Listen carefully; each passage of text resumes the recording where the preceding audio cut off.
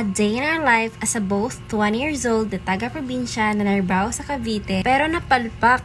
For today's video guys, muni na itong part 2 na overability sa pagka-OA. Kita day muni itong part 2 sa storytelling.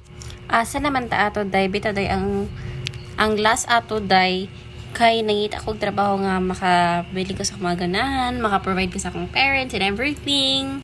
That's why nipawa ko dito day kay dili siya enough for me as sige og tawagan ni mama para magpadala na. Maotong nibalik ko diri day og nagtambay na lamang. Ug maoto ang short story behind sa akong intro day. Balik ta ni nga video kay murag wala na ni nagpasunod.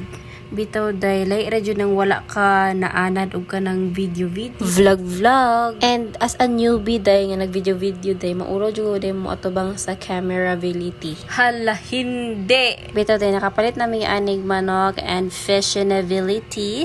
Karon pa ako na day nga nag vlog mo day ko day, so kanina lang last na magipalit akong na videohan yun kay na forgotten jud ko day nga nag video. Karon pa man ko remember bitaw day okay na kay nag practice stability man sadta. Normal ra nga malimtan ng everything. Bitaw day mo ora bitaw ni mong gipalit di area day sa last na mga gipalitan day. Dayon the pinaka last day is nipalit na lang pud mag-ihaw-ihaw. Kada ko ra yung higante. Bitaw day, that's all for today's vlog. Daghang salamat and follow for more.